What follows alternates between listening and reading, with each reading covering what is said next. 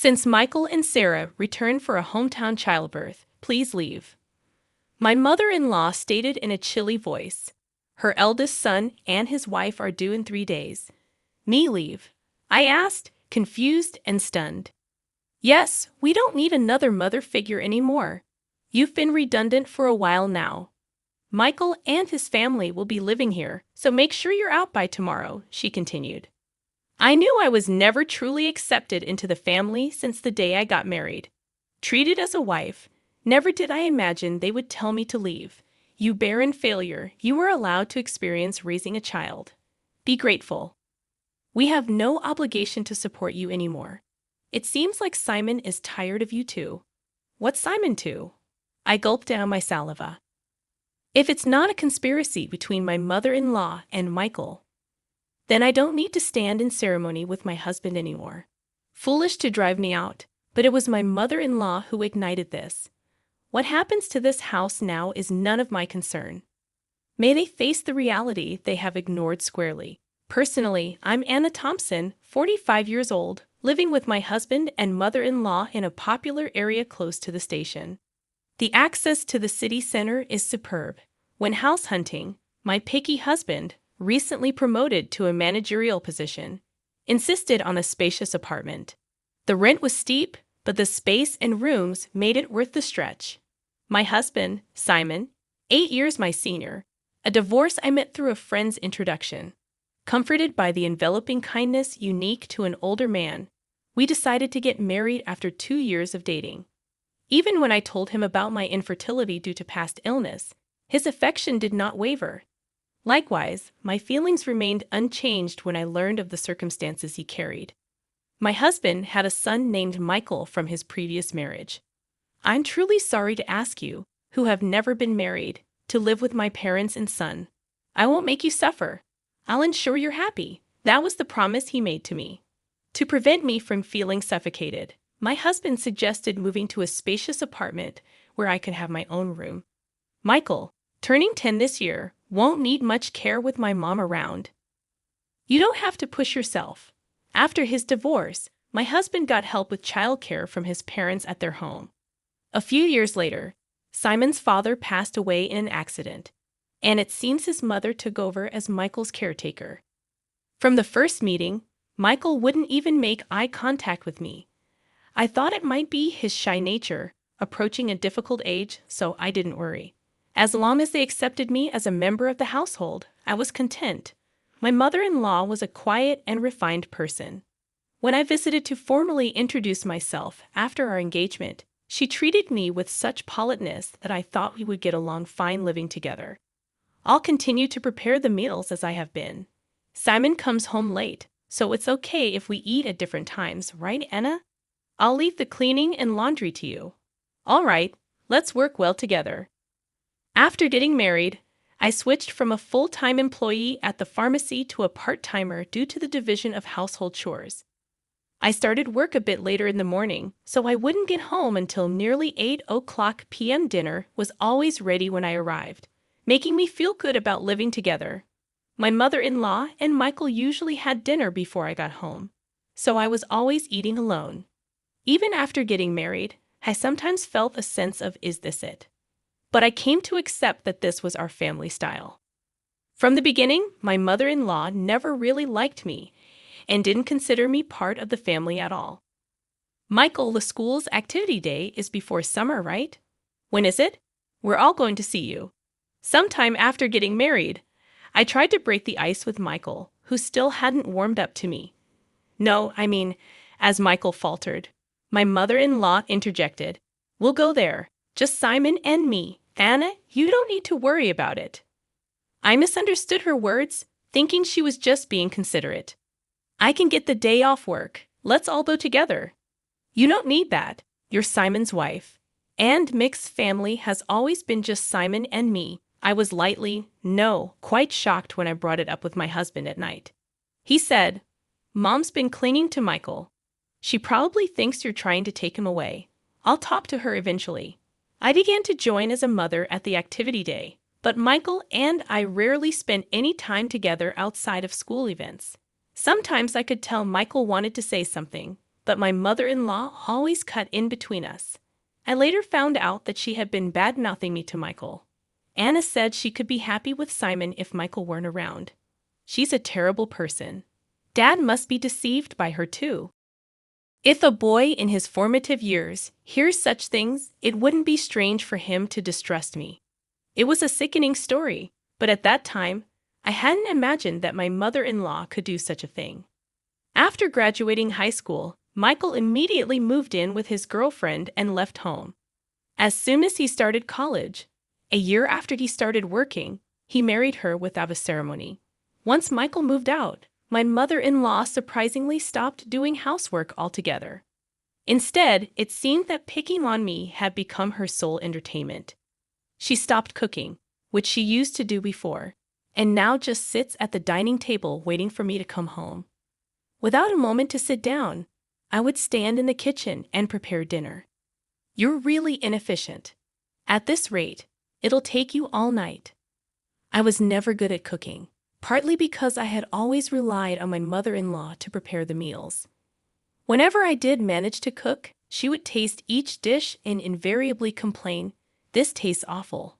I'm sorry, I'm trying my best." You're astonishingly tone-deaf when it comes to flavors, Anna. It's a good thing Michael never had to eat this. How terrible. If she thought so, she might as well make it herself, but it seemed she just wanted to complain to me, not just about the meals, but she started nitpicking everything from the cleaning I never used to do to the laundry. Why are there so many wrinkles on the laundry? You have to vacuum every nook and cranny. You really can't do anything right. Didn't your family teach you anything? With that, my mother-in-law sighed while looking at me being belittled. Even about my family, I clenched my fists in frustration.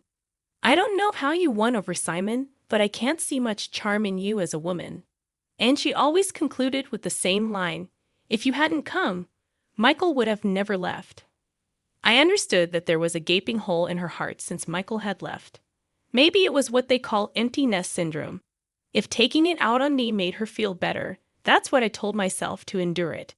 But her bullying took on new energy after a certain event. That event was the pregnancy announcement from Michael's wife, Sarah. The joy my mother-in-law exhibited was unlike anything I had seen before. It's Michael's baby. It's bound to be adorable. Yeah, he'll be my first grandchild. Watching the two of them rejoice, I was happy too. But my mother-in-law's excitement was beyond normal, probably because Michael asked her, "Grandma, can Sarah have our baby at your place?" Sarah's family home is an hour away by plane, and since they have no one else to rely on here, they turn to us for help. Of course, my mother-in-law wouldn't dream of turning down Michael's request. The phone calls from Michael started to become frequent, and her excitement went through the roof. The next day after getting the news, she started preparing enthusiastically. From cleaning out Michael's room to preparing the bedding and making a list of baby items, it was like she had great-grandchild fever. Naturally, I had to get involved too. When I returned from work, "Anna, I vacuumed Michael's room, so you need to wipe the floors and the windows and please wax them too. This weekend we're going to the department store to look at baby cribs." Cleaning and waxing at night was tough, especially after a long day at work. If I even thought about cutting corners, I'd be told to do it over again. Moreover, my mother-in-law started asking for money, and before I knew it, the house was overflowing with baby stuff. "Anna, I need you to withdraw some money tomorrow. There are things I want to get ready for the baby again. Isn't it wasteful to prepare so much when Sarah and Michael haven't even arrived? Shouldn't we wait and choose together with them?" I had wanted to meet my mother-in-law's requests, but I was troubled by the relentless spending. How can you be so cold? It's Simon's grandchild. Oh, that's right. You're not related to Michael by blood. You don't care, do you? That's not true. Please don't say that. I just thought Sarah might want to pick things out herself. Wouldn't you want to choose things for your own child? Perhaps because I was making a valid point, my mother-in-law glared at me sharply. I immediately thought I had gone too far, but it was too late. Without a word, my mother-in-law went back to her room looking upset. I did reflect on it, but I was also shocked to be spoken about in such a way. regarding Michael. The next morning, my mother-in-law didn't come out of her room, perhaps still angry. Simon had a 3-day business trip starting that day, so he just called out, "I'm leaving," through her door. Please don't throw cold water on Mom's great-grandchild fever. She hasn't been the same since Michael left. You were worried too, right? I was. But if we spend all our money like this, we'll have nothing left when Michael and Sarah arrive, right?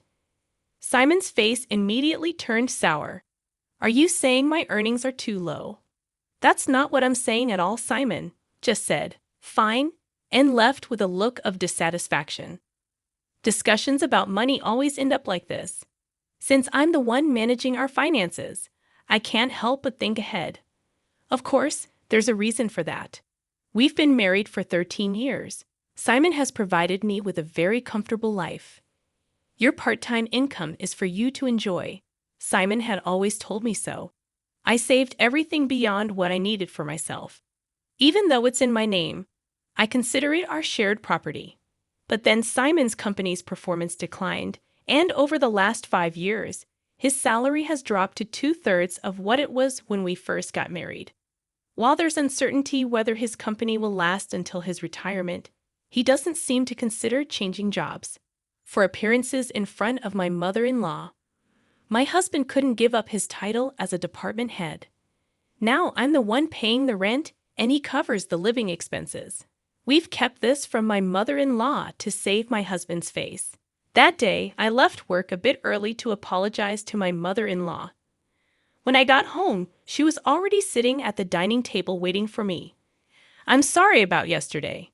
I may have gone too far," I admitted, but my mother-in-law remained silent. Instead, she blindsided me with unexpected news. Michael and Sarah are returning for a hometown childbirth.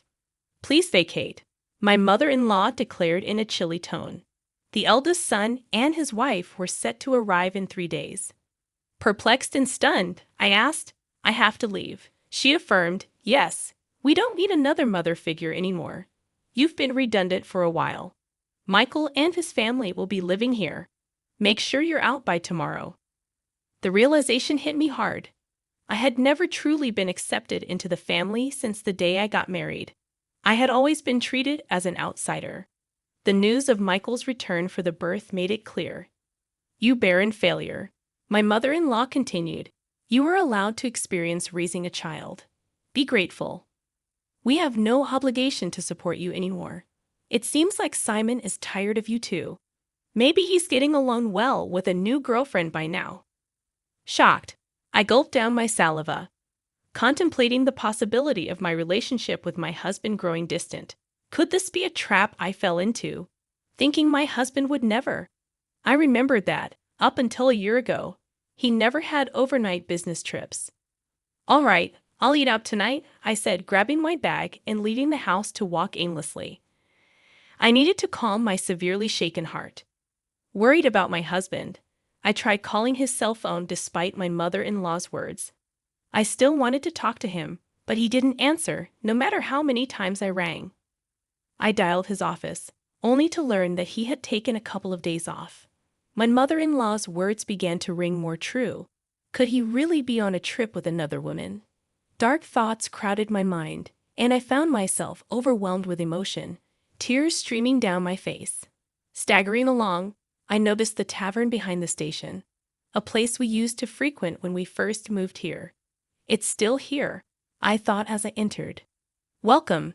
The tavern owner's expression clouded briefly upon seeing me. Then he nodded in recognition. "Hey, long time no see. It's been about 8 years. I used to come here a lot with my husband," I said. "Yes, it's been a while." "I remember you," he replied. I couldn't help but smile, feeling a sense of relief. "Can I get a beer and a mixed plate of grilled chicken, please?" I asked. The owner, a man of few words as always, nodded. As I sipped the cold beer and savored the grilled chicken, I took out my cell phone, and the screensaver lit up with a photo of us when Michael turned 18. Looking sharp in the slim suit we had picked out together, I wished for us to be closer as a family. The beer washed down my throat, taking the day's fatigue with it. Could I really move out tomorrow? Contemplating the next steps, I searched for moving companies, finding one for the job the next day. I also looked up junk buyers and saved 2 companies in my favorites. Changing the screensaver on my phone seemed to clear my head completely. The beer and grilled chicken tasted exceptional. I decided to think about everything once I got home. Walking away from the tavern, I was called from behind. A young waitress from the tavern was running towards me. "Excuse me, are you Mrs. Thompson? I noticed the screensaver on your phone," she said. Confirming my identity, she dropped a bombshell. My husband was having an affair with one of their employees. We exchanged contact information, and she promised to keep me informed. My mother-in-law's words appeared to be true. Instead of sadness, a fierce anger welled up within me. It was time to confront this head-on. Booking an appointment with a moving company, I resolved to move out that day. If it wasn't a conspiracy, and my mother-in-law and Michael were truly involved, then I no longer needed to honor my husband. Returning home, I packed my belongings until midnight. Without hesitation, the moving company arrived on time, and I made it clear that I was leaving. As requested, they took everything I had bought, erasing every trace of my presence. My mother-in-law panicked, but I was resolute. "I'm taking everything I bought. You can start a completely new life tomorrow," I declared, suppressing a laugh. Ignoring her protests, I proceeded to have everything taken out. My mother-in-law complained loudly to the movers, but there was nothing she could do. The only items left in the house were piles of baby gear and her old dresser from before the marriage. "Well then, I bid you farewell. There should be no trace of me left, so enjoy your life with Simon, Michael, and his family," I declared, leaving her sitting there stunned. Placing the keys on the table, I exited the room. The movers held onto my things for a while, and I decided to stay with a single colleague for some time. Feeling a sense of completion, I slept soundly that night. A week later, I finally heard from my husband. I wondered if he was scheming with that other woman. While my husband was dragging his feet, I received a call from the young woman at the tavern. "Got a good shot, so I'll send it to you." In the photo, my husband was chatting up a not-so-young woman at the tavern. Maybe out of a sense of justice, the young woman must have followed them after they closed. There was also a photo attached of the two entering a hotel. Even in such times, the cheating continues, I thought, and any last bit of affection I had for my husband dissipated. I asked for the woman's name and had her address looked up. The next day, armed with all the evidence of the affair, my husband called. "Anna, where are you? Michael and his family are here too. Aren't you going to come home soon?" "No, I'm not coming back. Your mom told me to leave. I'm done here. Michael and his family are going to live with you now, right?" I knew it. Michael and his family were out of money and looking to crash at our place. I heard that after graduating from a vocational school, they'd been hopping from job to job, and now they're working part-time. "No. I want you back, Anna. I went to the pharmacy, and they said you're off for a bit. Got a place to crash." "Yeah, I'm fine. So don't worry about me. Your mom and Michael didn't like me, right? I reckon they're happy to have the place to themselves without me around." My snide comment left my husband speechless. He knew his mother and Michael never accepted me as family, but pretended not to see it. "Well, all right. I have something to say, so I'll come back there once," my husband replied with a relieved please in his voice. Days later, I returned to the house for the first time in a long while. Some new pieces of furniture and appliances were inside. When Michael and Sarah saw me, they just nodded from their seats on the sofa without getting up. As I took a seat, my mother-in-law glared at me with a scary look on her face. The atmosphere was tense, and just as I thought to get things done and leave quickly, Michael spoke up. "What are you doing here? You took everything from the house. What kind of monster does that? Dad's been supporting you, and you've had it easy." I sighed. "I took everything because I paid for it. I wanted to remove all traces of me, just as you wanted, right? That's crazy, right? There's no way you could afford all that just working part-time at the pharmacy," my husband said. When I glanced at him, he started talking as if he'd resigned himself. We've been getting by on what Anna and I both make for a little while now. Then the stuff you took should be both yours." Instead of my speechless husband, I decided to speak up. "Simon's company has been doing poorly, and his salary plummeted. That's why, for the past 5 years, I've been covering what's missing. But that wasn't enough, and now I'm the one paying our rent." My mother-in-law looked at my husband with surprise. "I'm not just a part-timer, I'm a part-time pharmacist, and the pay is quite good. I'm making more than Simon now." At my words, my husband awkwardly looked away. My mother-in-law's eyes were frantically shifting between my husband and me. "From now on, Michael, you'll be paying the rent. You're going to live here, right? After all the help your gran was given, it's time for you to take care of her." Michael looked at me with a shocked expression. When I dropped the news suddenly, "Rent? How much is it?" he asked.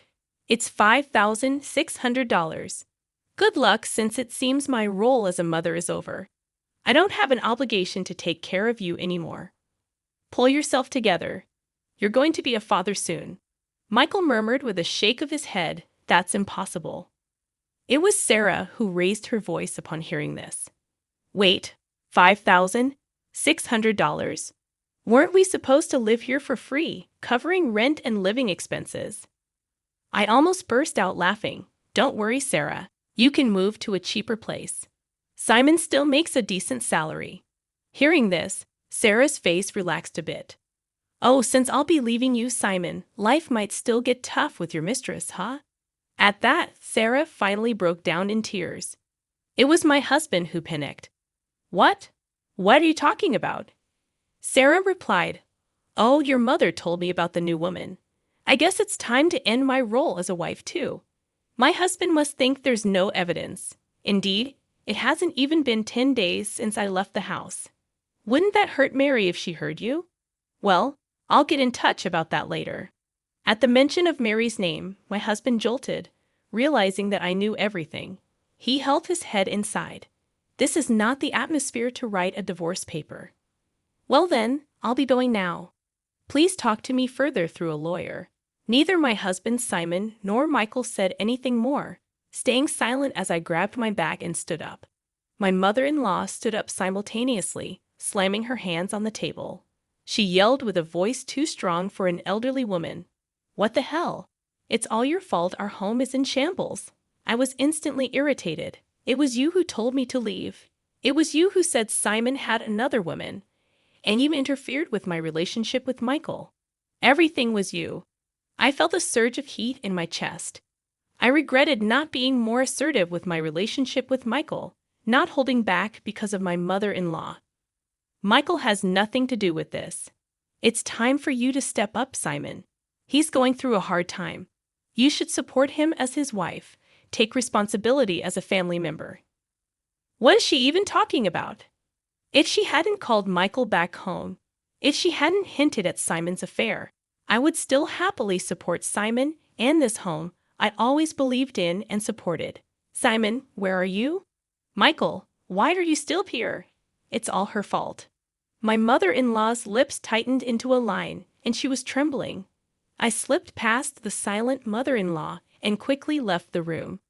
Afterward, Simon agreed to the divorce rather easily. It seems my determination was strong, and he couldn't counter the evidence of the affair. Shortly after, it seemed like they started the process of moving out of the apartment. In the end, Michael and Sarah went back to their apartment and never lived with the mother-in-law. Simon seems to be considering remarriage, but Mary was furious over the alimony and his request for her to live with his mother. I've heard they're considering whether to place my mother-in-law in a care facility. After all the love she poured into her son and grandson, it's somewhat sad to think they're ready to abandon her now. Perhaps she's served her purpose too. If my mother-in-law had said nothing back then, and it had just been a simple trip home for childbirth, maybe we would still be living together.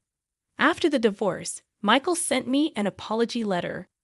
He wrote about how, as a child, he really wanted to be more spoiled, how he couldn't talk to me because his grandma disliked it, and how happy he was when I attended school events.